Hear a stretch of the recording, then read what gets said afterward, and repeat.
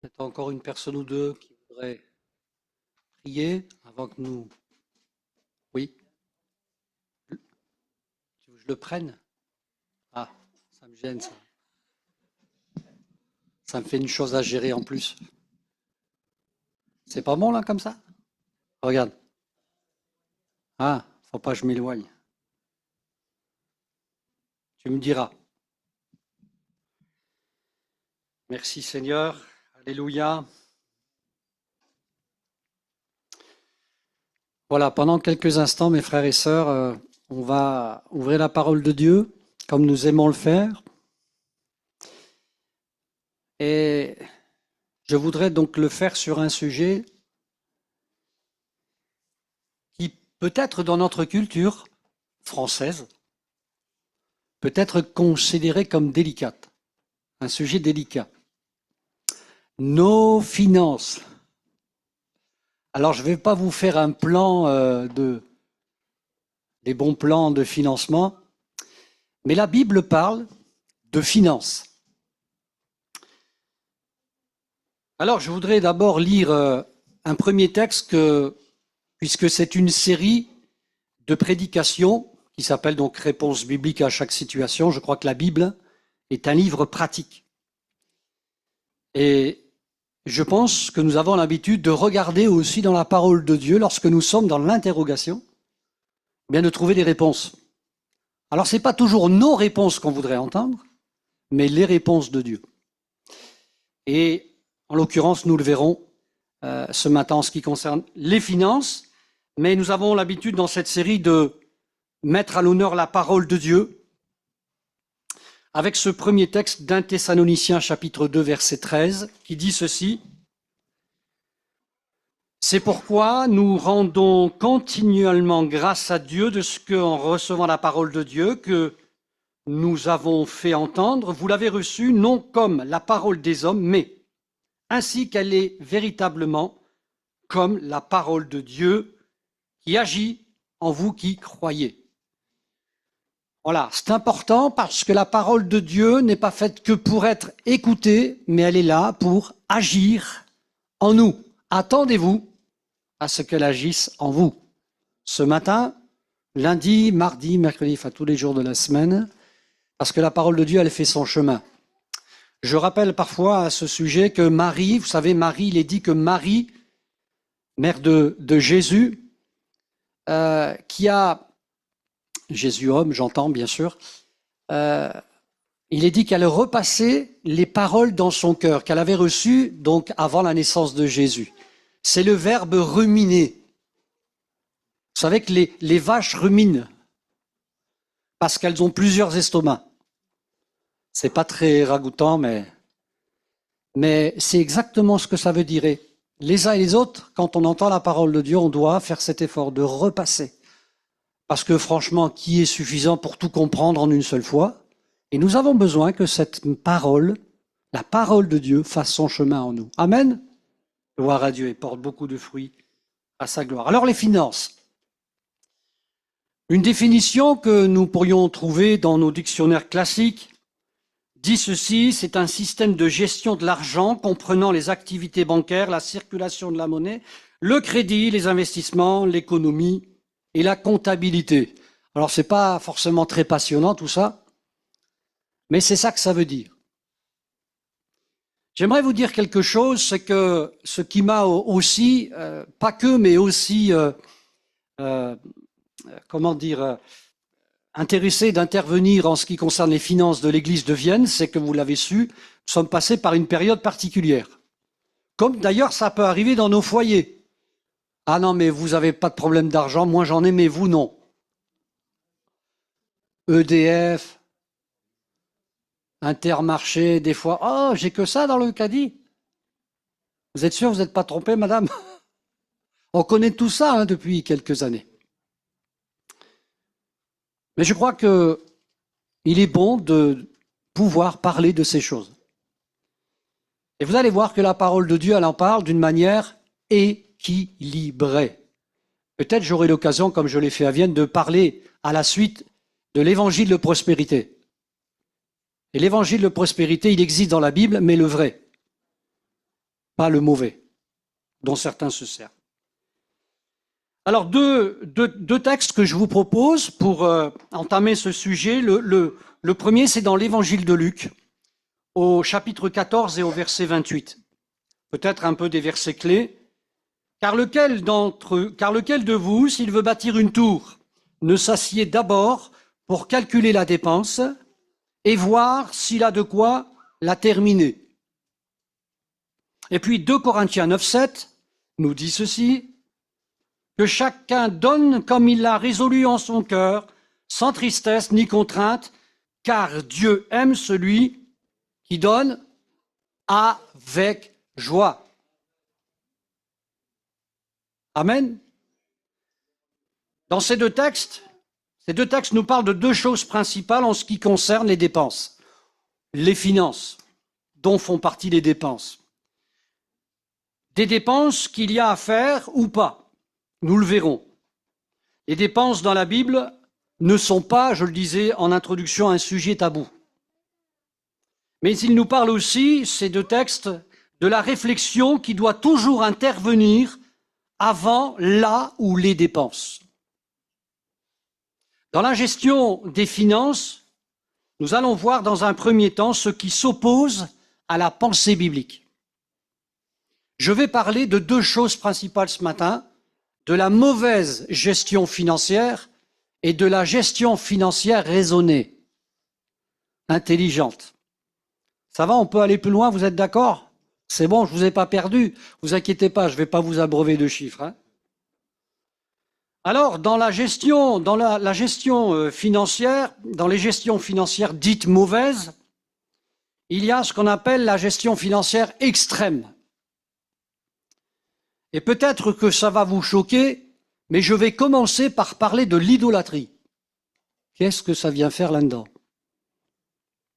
Colossiens chapitre 3 verset 5 nous dit ceci. Faites donc mourir ce qui, dans vos membres, est terrestre.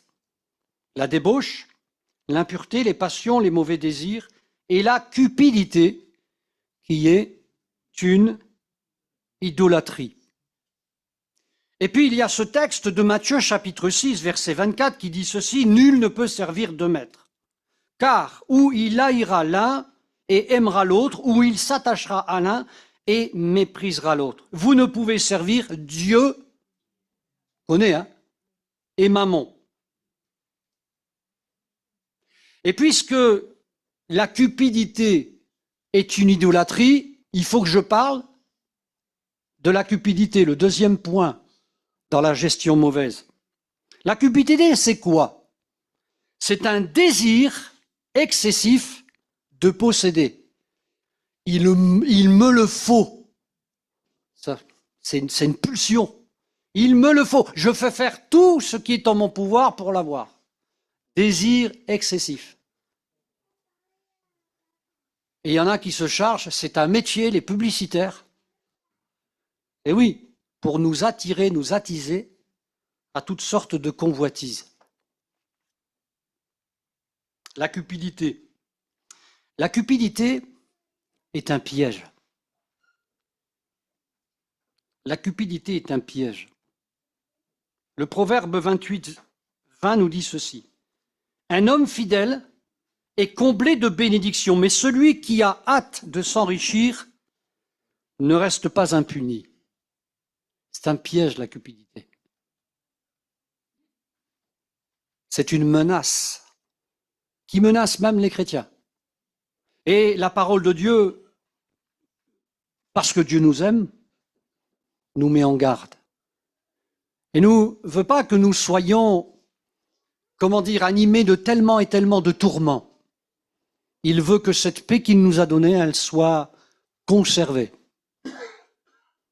Il veut, mon frère, ma sœur, que tu sois bien dans la paix, que tu n'aies pas à te tracasser des choses matérielles, si ce n'est des choses de Dieu, pour lesquelles tu dois travailler. Amen. Ce piège qui est la cupidité est bien sûr fait pour nous enfermer et nous empêcher à terme d'entrer dans le royaume de Dieu.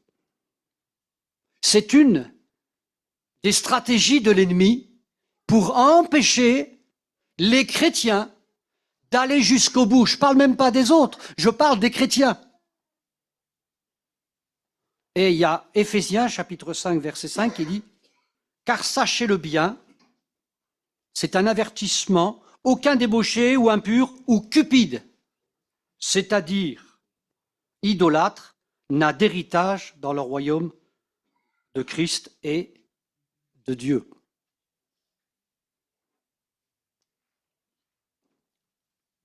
Le manque d'une personne, quelqu'un qui est dans le besoin, peut-être et peut-être pour quelqu'un une source d'inquiétude parfois. Le manque matériel. Mais voici ce qui est dit dans la parole en ce qui concerne le motif intérieur de certaines demandes.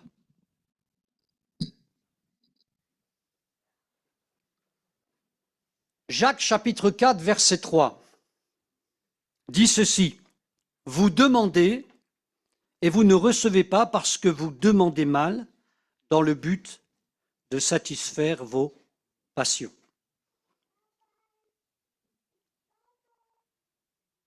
Ce n'est pas toujours le cas, mais cela peut être le cas.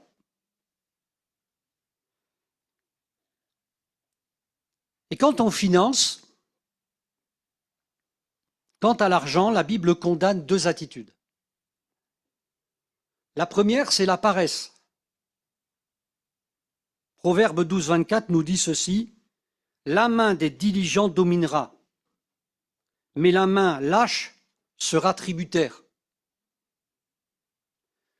Cela dit, pour quelqu'un qui est dans le besoin, je pense qu'il faut faire appel à celui à qui tout appartient.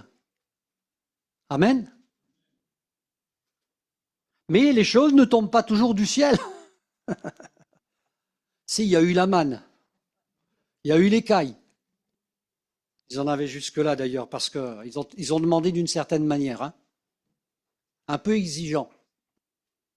Mais je crois que la parole de Dieu donc condamne cette première attitude, et aussi une deuxième qui est la malhonnêteté. Proverbe 13, 11 nous dit « La richesse mal acquise diminue ». On a repris cette expression « bien mal acquis ne profite jamais ». La richesse mal acquise diminue, mais celui qui amasse peu à peu l'augmente. Vous voyez, il y a déjà une piste sur une gestion financière intelligente. Retenons l'attitude de Job que nous connaissons pour la plupart d'entre nous, cet homme qui a tout perdu et que Dieu a béni d'une manière toute particulière. Quand il dit ceci, dans Job 42, 10, l'Éternel rétablit Job, quand il est dit de lui, l'Éternel rétablit Job dans son premier état. Quand Job eut prié pour ses amis, et l'Éternel lui accorda le double de tout ce qu'il avait possédé. Alors, vous allez voir votre banquier lundi, préparez la chose, hein, et dites-lui maintenant, voilà, je vous ai laissé l'argent sur mon compte, je voudrais récupérer le double. Enfin, si jamais vous trouvez un banquier comme ça, faites-le nous savoir, parce qu'on aimerait tous prendre rendez-vous avec lui. Mais c'est la manière dont Dieu donne quand il récompense ses enfants. Amen. On parle dans la parole de Dieu du centuple. Cela pour nous faire comprendre déjà que Dieu veut multiplier de cette manière. Ce n'est pas l'évangile de prospérité parce que les uns et les autres, nous pourrions témoigner de la fidélité de Dieu alors que nous étions et que nous avons connu la disette. Parce que le chrétien connaît aussi la disette, n'est-ce pas? Et l'évangile, justement, un certain évangile de la prospérité, c'est que tu sois toujours au top. C'est que t'as pas le droit de manquer, t'as pas le droit. Non, c'est faux ça. L'Éternel a donné, il a repris, que le nom de l'Éternel soit béni. Job. Paul, j'ai appris à vivre dans le dénuement comme dans l'abondance. Amen, c'est la vie chrétienne. Et prêcher autre chose, c'est pas l'évangile. C'est un faux évangile. Mais Dieu pourvoit. Amen. Qui peut témoigner que Dieu pourvoit? Amen. On peut le témoigner sans aucun problème parce que Dieu est fidèle à sa parole, il ne ment jamais. Dieu a pourvu pour Job, il est capable de pourvoir pour toi aussi. Et j'aimerais nous adresser 3 textes. Le premier, pour nous exhorter, que je prends avec vous, c'est Psaume 24, verset 1. Psaume de David à l'Éternel, la terre et ce qu'elle renferme, le monde et ceux qui l'habitent, ça lui appartient. Pourquoi tu veux aller chercher ailleurs? Parce que c'est lui la banque. Demande à ton père si tu as besoin. Ne t'appuie pas sur les hommes. Oh, bien sûr, il va envoyer des hommes. Il va te permettre parfois d'aller, parce que c'est important aussi d'aller voir ce que Dieu a établi. On ne doit pas être contre les conseils, les choses comme ça. Mais tout appartient au Seigneur. Le proverbe 10, 22 nous dit ceci, c'est la bénédiction de l'Éternel qui enrichit et ne la fait suivre d'aucun chagrin. Quand Dieu te donne, il donne sans rien attendre en retour. Le diable, quand il donne, tu vas le payer un jour ou l'autre. Et il va te le faire payer, lui, bien plus cher de ce qu'il t'a donné. Mais quand Dieu donne, il donne sans rien attendre en retour. Bien sûr que nous avons compris dans ce réflexe naturel d'amour que nous lui portons, un minimum c'est de lui dire merci. Mais peut-être que le maximum ce serait de lui donner notre vie au regard de ce qu'il a fait à la croix, de cette dépense incalculable. Amen. La vie que nous lui avons donnée, c'est un minimum que nous puissions faire et qui ne sera jamais suffisant par rapport au sacrifice qu'il a fait à la croix. Amen. Et puis, troisième texte pour nous exhorter, c'est Philippiens chapitre 4, verset 19. « Et mon Dieu pourvoira à tous vos besoins selon sa richesse, avec gloire en Jésus-Christ. » Amen. Si vous avez des difficultés de fin de mois, peut-être regardez du côté de la gestion, mais une fois que vous avez tout épuisé, c'est ric et rac, mon Dieu pourvoira. Oui, mais Seigneur, tu ne peux pas me le dire, comme ça je serai tranquille. C'est son affaire. C'est son affaire. Et nous, il faut qu'on reste tranquille. Amen. Il y a dans la mauvaise gestion financière, c'est le matérialisme. Dans cette société de consommation. Ecclésiaste chapitre 5, verset 9 nous dit ceci, « Celui qui aime l'argent n'est pas rassasié par l'argent, et celui qui aime les richesses n'en profite pas. C'est encore là une vanité. » Celui qui parle, il sait de quoi il parle. Parce que l'argent là-bas, dans ce pays-là, du temps de Salomon, waouh! Il y en avait partout.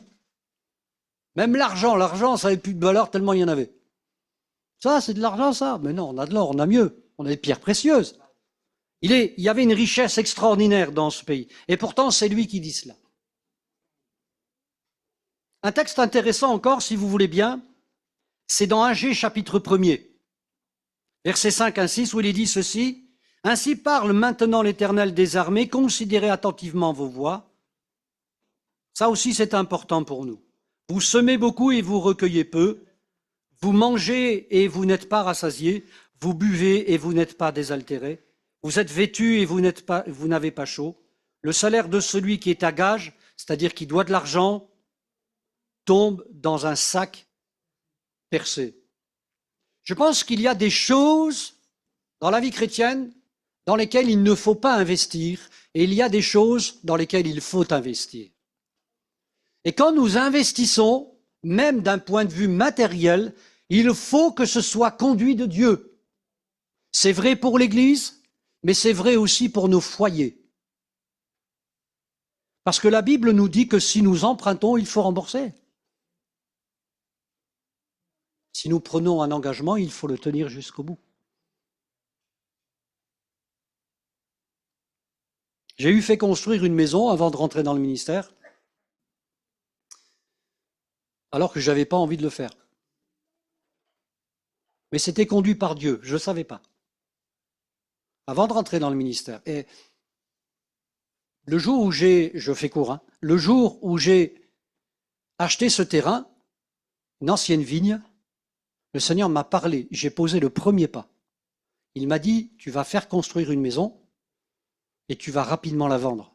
Ah bon? Ma femme, elle m'a un peu pris pour un fou. Les femmes sont pratiques, hein? Elle est là-bas, elle pourra vous le dire. Mais il y avait un plan derrière. Il y avait un plan derrière. C'était le frère de Céline qui était justement endetté jusque-là, qui n'était pas chrétien à l'époque. Et le fait qu'on l'héberge, ensuite qu'on lui laisse notre maison que nous louons à un tarif défiant toute concurrence, et nous avons dû prendre un crédit. À vue humaine, c'est fou. Mais quand c'est conduit par Dieu, dans cette maison que nous l'avons laissée, il s'est converti, son couple a été sauvé. Et aujourd'hui, il est chrétien depuis des années. Amen.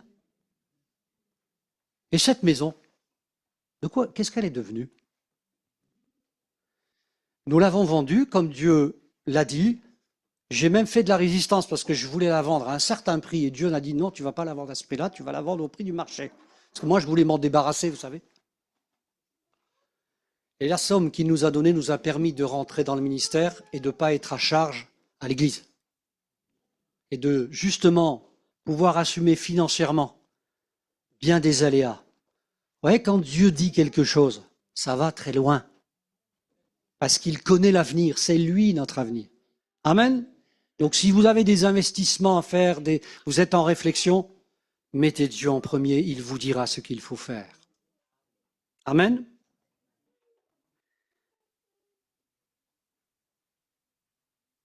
Il y a aussi encore 2 points que je voudrais voir dans la gestion financière mauvaise, c'est l'injustice. Jérémie chapitre 5, versets 27 à 28 dit ceci. Comme une cage est remplie d'oiseaux, leurs maisons sont remplies de fraude. C'est ainsi qu'ils deviennent puissants et riches. Ils s'engraissent, ils sont brillants d'embonpoint.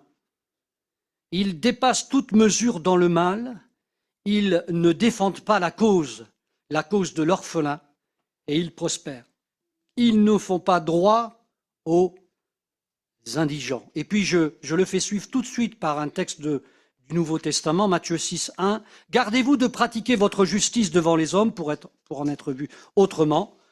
Vous n'aurez point de récompense auprès de votre Père qui est dans les cieux. À quoi ça sert que personnellement ou une église a des fonds si elle ne fait pas cela?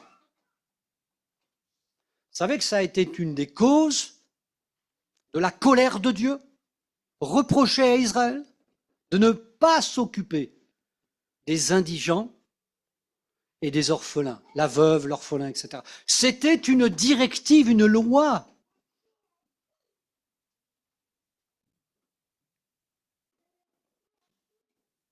Parce que Dieu nous a donné beaucoup, il faut donner beaucoup. Amen. Je crois que les églises ne doivent pas avoir un trésor de guerre, juste ce qu'il faut, et vivre aussi par la foi. Amen.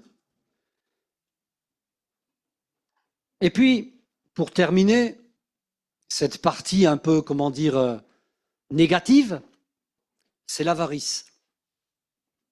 L'avarice. Le proverbe 11, 24 nous dit ceci, « Tel qui donne libéralement devient plus riche. » Ah bon, c'est bizarre, je dépense et je deviens plus riche? Eh oui, je deviens plus riche. Et tel qui épargne à l'excès ne fait que s'appauvrir. Pourtant, quand vous voyez un petit peu, peut-être, je le dis comme ça, quand une personne voit son compte en banque avec plusieurs zéros, ah, ça va mieux, hein? C'est vrai que ça apporte une certaine sécurité, mais pas pour le Seigneur. Luc chapitre 12, verset 15 nous dit ceci, toujours pour l'avarice. Puis il leur dit, gardez-vous avec soin de toute avarice, car la vie d'un homme ne dépend pas de ses biens, serait-il dans l'abondance. C'est sûr que quand on va à la banque et vous demandez un prêt, ils vous demandent déjà combien vous avez. Hein. On se demande qui est le banquier d'ailleurs. Mais notre richesse, elle est d'abord ici dans notre cœur. Et plaise à Dieu s'il nous donne des biens et que nous puissions en faire bénéficier le plus grand nombre. Selon sa sagesse, bien sûr, il ne s'agit pas de dilapider les biens que le Seigneur nous a confiés, mais de les utiliser à bon escient. Amen. Alors, voyons maintenant rapidement la gestion financière raisonnée. Cela est possible. La première des choses que je vois dans la parole de Dieu, que je pourrais mettre en premier, dans la gestion financière, la bonne gestion financière, c'est l'humilité. L'humilité. C'est là notre véritable richesse. Proverbe 22,4 nous dit ceci, « Le fruit de l'humilité, de la crainte de l'Éternel, c'est la richesse, la gloire et la vie. » Vous savez, on a parlé tout à l'heure de Salomon. Et Salomon, il avait au départ une bonne mentalité. Parce qu'il a demandé à Dieu la sagesse à cause de son inexpérience pour diriger ce peuple. Et Dieu va lui dire simplement, vous le savez pour la plupart d'entre nous, il va lui donner tout le reste parce qu'il ne l'a pas demandé. Il a eu cette humilité de demander ce qui était le plus important pour le peuple et Dieu va lui donner le tout. Voilà comment Dieu agit. Voilà comment Dieu donne et peut donner aux uns et aux autres. Faire passer premièrement le royaume de Dieu et sa justice et tout le reste vous sera donné en plus. Amen. On n'est pas du tout dans les mêmes normes que ce monde. On n'est pas du tout dans cet évangile, ce faux évangile de la prospérité. Mais on recherche d'abord le bien du royaume de Dieu, le bien du prochain. Nous pensons en second. Amen. C'est au ciel que ces véritables richesses s'accumulent. Matthieu chapitre 6, verset 20. Nous dit ceci, « Mais amassez-vous des trésors dans le ciel où la teigne et la rouille ne détruisent point, où les voleurs ne percent ni ne dérobent. » Tu as peut-être l'impression, par rapport à d'autres, si tu te compares, il faut éviter de le faire, mais ça arrive, que toi tu es malmené, que toi tu es déprécié, que les autres te regardent un peu de haut, mais la grande différence, mes amis, mes frères, se fera dans le ciel. Car nous amassons, en étant fidèles à Dieu, des trésors inestimables. Amen. Et il y en a qui vont déchanter, je peux vous dire. Ils vont vraiment déchanter. Mais ce sera trop tard. Gardons-nous d'oublier que c'est Dieu qui pourvoit et pas nous. C'est pour ça que je vous ai parlé tout à l'heure d'humilité. C'est ce qui a été rappelé au peuple de Dieu dans le Deutéronome chapitre 8, versets 17 et 18. « Garde-toi de dire en ton cœur, ma force et la puissance. De ma main m'ont acquis ces richesses. Souviens-toi de l'Éternel ton Dieu, car c'est lui qui te donnera de la force pour les acquérir, afin de confirmer, comme il le fait aujourd'hui, son alliance qu'il a jurée à tes pères. » Cette folie qu'il y a en nous, l'oubli. Dès qu'il y a un peu de succès, l'homme est ainsi fait, il oublie, il pense que quoi que ce soit vienne de lui, qu'il y ait qu'une quelconque force. Mais ça, c'est la grâce de Dieu. L'expérience que nous avons acquise, sans le souffle de vie qu'il nous a donné, où serait-elle? Nous lui devons tout. Amen. L'humilité. Pour avoir une bonne gestion financière, il faut aussi être loyal. La loyauté. Car tout est la propriété de Dieu. C'est intéressant ce qui est dit dans le psaume 50, verset 12. Dieu s'exprime et il dit, si j'avais faim, je ne te le dirais pas, car le monde est à moi et tout ce qu'il renferme. En rapport avec les sacrifices qui se faisaient, n'est-ce pas? Mais c'était un moment de communion que Dieu voulait avec son peuple, au-delà des rituels.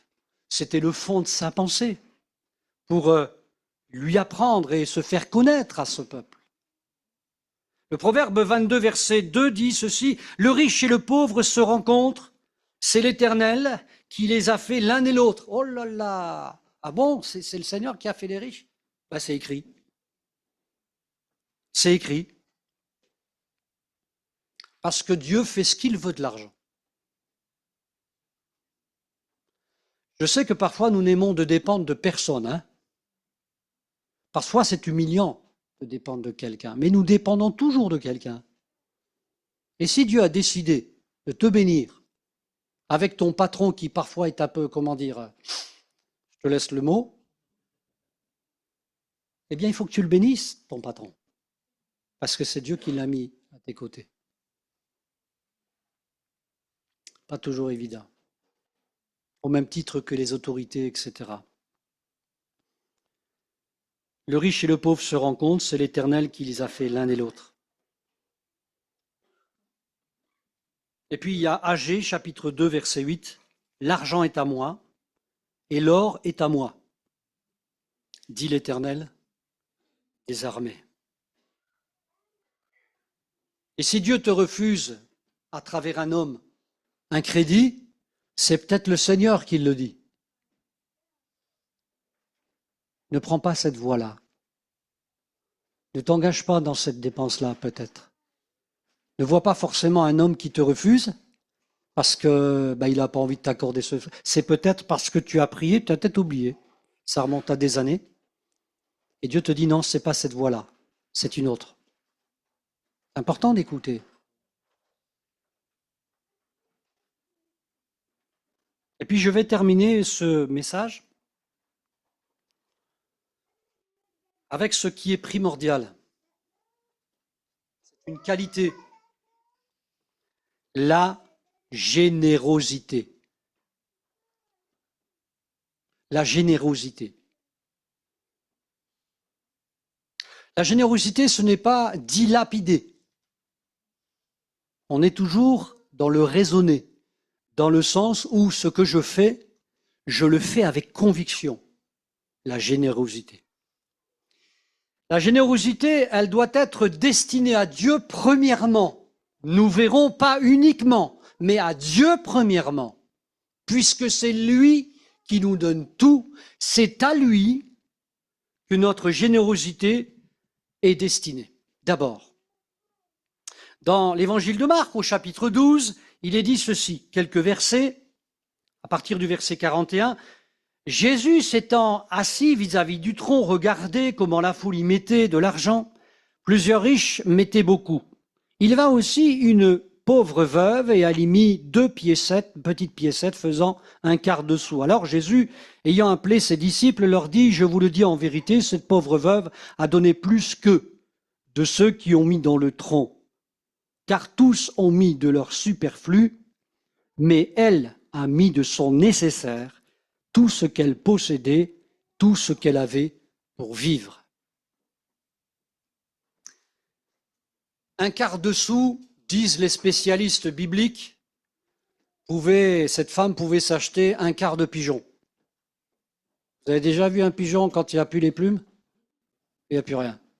Un quart de pigeon, je ne sais pas si ça correspond à une patte, c'est terrible. Et il n'y a que le Seigneur qui voit cela. Nous, on n'est pas capable de ça, et il ne faut surtout pas le faire. Juger l'un, juger l'autre. Ça appartient à Dieu, c'est dans le secret du cœur. Lui, il savait que ceux qui ont donné, certains qui ont donné, étaient de leur superflu, qu'ils pouvaient faire plus, et il savait aussi que cette femme ne pouvait pas faire plus, mais ce qu'elle a fait, elle l'a fait de tout son cœur. Elle a donné sa vie dans le tronc, sa subsistance, la générosité. Voilà comment le Seigneur la voit, sans restriction, c'est-à-dire entièrement, avec joie. Ensuite, la générosité, elle est destinée, bien sûr, au prochain, d'une manière générale. Dans Deutéronome, chapitre 15, verset 11, il était dit déjà cela. Il y aura toujours des indigents dans le pays. C'est pourquoi je te donne ce commandement. Tu ouvriras ta main à ton frère, aux pauvres et à l'indigent dans ton pays. Je ne sais pas si vous avez bien compris ce texte. Il y aura toujours des indigents. Alors arrêtons de prier pour qu'il n'y en ait plus. Mais Dieu laisse les indigents, certains indigents, pour que nous puissions exprimer notre générosité. C'est comme ça qu'il faut le comprendre. C'est pas, mais lui là, il peut pas chercher un travail, et lui là, qui a pas ses papiers, il peut pas... Ça, c'est pas la générosité, ça. Mais si j'ai le moyen d'aider cette personne, pourquoi je ne le fais pas? C'est ça la générosité. En tout cas, le Seigneur l'avait dit à son peuple. Et c'était important qu'il le fasse. Nous ne devons pas nous voiler la face à cause du méchant et fuir cette responsabilité. Le psaume 37, 21 nous dit ceci, « Le méchant emprunte et il ne rend pas. Le juste est compatissant et il donne. » Sous-entendu, il ne prête pas.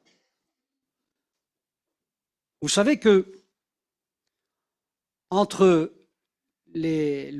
le peuple juif, ils se prêtaient sans intérêt. Vous le saviez? Mais maintenant, vous le savez. Ils se prêtaient sans intérêt. C'est interdit de prendre des intérêts. Il y avait une banque sans intérêt. Ah, il arrive parfois des trucs sans intérêt, mais des fois, les sans intérêt, ça cache quelque chose. J'ai remarqué dans ce bas monde, le gratuit, ça n'existe pas. On paye toujours quelque part.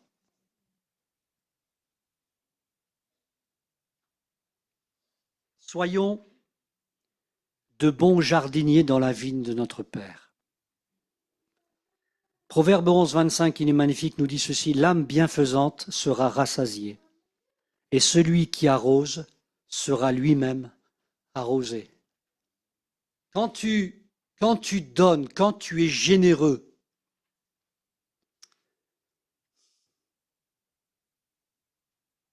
tu investis aussi pour toi-même. Celui qui arrose sera arrosé. Et celui qui arrose sera d'autant plus arrosé que celui qui l'arrose lui-même. Tout à l'heure, par rapport à Job. Amen. C'est tellement important. Ne le faisons pas par calcul, pour dire, comme ça, je te donne, et puis le Seigneur va... Non, c'est pas du tout l'esprit. Mais le Seigneur, il est juste, et il est bon avec ses enfants. Quand tu donnes même de ton nécessaire comme cette femme, le Seigneur te le rendra. Et il te le rendra bien. Ce principe d'être arrosé, de celui qui arrose sera arrosé, est confirmé par un autre proverbe, un proverbe 19, 17 qui dit « Celui qui a pitié du pauvre prête à l'Éternel. » Ah voilà, maintenant qu'on devient les banquiers du Seigneur. Comment on peut prêter à l'Éternel alors que c'est lui qui nous donne? Eh bien, c'est sa grâce. Il nous donne d'être les gestionnaires de certaines richesses, parfois dans le séculier. Celui qui a pitié du pauvre prête à l'Éternel, qui lui rendra selon son œuvre. Ne repartons pas ce matin tout tristes, comme ce fameux jeune homme dont il est question dans Matthieu 19, je vous fais grâce du texte, 16 à 21. Vous savez que Jésus a rencontré ce jeune homme, une discussion commence entre les deux personnages et Jésus va commencer tout simplement par dire certaines choses que cet homme pratique. La loi en partie. Mais à un moment donné, il parle, ce jeune homme, il pose une question pour avoir la vie éternelle, etc., pour être sauvé. Et le Seigneur va lui répondre d'une manière particulièrement adaptée à son cas de figure. Et il va dire, si tu veux être heureux, si tu veux être sauvé, vends tout ce que tu as. Donne-le aux pauvres. Oh là là. Vous imaginez? Peut-être c'était un héritage familial. Oh, je ne peux pas dilapider quand même le travail de mon père, de mon grand-père. Vends tout ce que tu as et tu auras un trésor dans le ciel. C'était son cas de figure. Et la Bible nous dit qu'il est reparti tout triste. J'espère que ça ne sera pas le cas pour vous. Mais tout joyeux, au contraire. Parce qu'il y a plus de plaisir à donner qu'à recevoir. Amen. La générosité, elle est destinée aux saints. D'abord, aux frères et sœurs, pour qu'ensuite, logiquement, ils puissent, à leur tour, être généreux. Romains chapitre 12, verset 13 nous dit « Pourvoyez aux saints, exercez l'hospitalité ». L'hospitalité, c'est quoi? C'est pas l'hôpital. C'est recevoir un frère, une sœur à ta table. Et fais en sorte que tu invites quelqu'un que tu ne connais pas.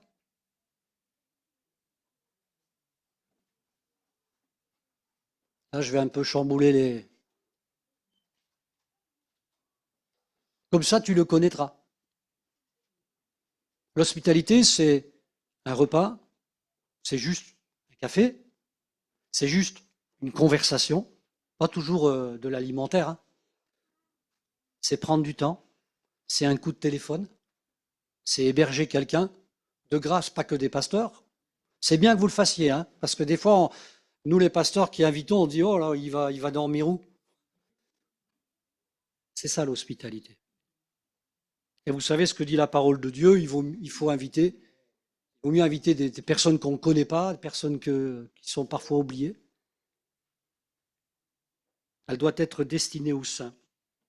Quand le témoignage de cette générosité, je vais terminer par là, quand le témoignage de cette générosité est là, est présent, alors cela se passe de tout commentaire. Et du coup, je ne vais pas faire de commentaire, je vais juste lire le dernier texte. 2 Corinthiens 8, 3, 5. Ils ont, je l'atteste, donné volontairement selon leurs moyens. Vous voyez, selon leurs moyens. Et même au-delà de leurs moyens. Ah, nous demandant avec de grandes instances la grâce de prendre part à l'assistance destinée aux saints. Ils voulaient participer. Et non seulement ils ont contribué comme nous l'espérions, mais ils se sont d'abord donnés eux-mêmes au Seigneur, puis à nous, par la volonté de Dieu.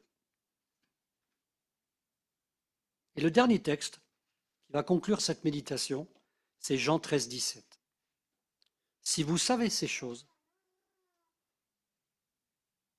les savoir intellectuellement, mais les pratiquer, vous êtes heureux pourvu que vous les pratiquiez. Amen. Alors je voudrais terminer par la prière ce moment de méditation pour ensuite laisser place justement aux offrandes. Sachons que dans le... Alors ici c'est des panières, c'est vous que vous mettez d'abord dedans. Donc, vous n'allez pas tous rentrer, ne vous inquiétez pas. Mais c'est d'abord notre cœur que nous mettons. L'argent est un moyen d'exprimer notre reconnaissance, n'est-ce pas? Ce n'est pas limité au numéraire, c'est notre vie que nous donnons à Dieu. Et là, c'est une expression parmi tant d'autres de générosité que nous voulons témoigner au Seigneur. Amen. Vous voyez que la Bible est beaucoup plus large que le monde l'entend lorsqu'il est question des finances. Seigneur, nous te bénissons et nous te remercions pour ces moments de méditation qu'il est bon, Seigneur, que tu nous enseignes, qu'il est bon que tu nous diriges. Et je veux prier pour chacun et chacune ici présente, pour que tu donnes à chacun cette sagesse nécessaire dans la gestion de nos finances personnelles, mais aussi de l'Assemblée, pour que toi, qui sais toutes choses, tu nous inspires, tu nous diriges et tu nous rassures. Nous savons pertinemment, Seigneur, que tu pourvois chacun de nos besoins. Et s'il y avait un frère ou une sœur dans le besoin, fais-nous-le savoir ou qu'il n'y ait aucun indigent au milieu de nous, Seigneur. Alors, Seigneur, nous te bénissons pour tout ce que tu as fait jusqu'à aujourd'hui et tout ce que tu feras pour l'Assemblée. Seigneur, que l'Église ne manque de rien dans tous ses aspects spirituels et le matériel suivra. Nous te rendons grâce et honneur, Seigneur, pour l'abondance que tu as encore mis dans nos cœurs par ta présence. Amen. On va faire donc les offrandes et ensuite ça suivra et on terminera par les annonces.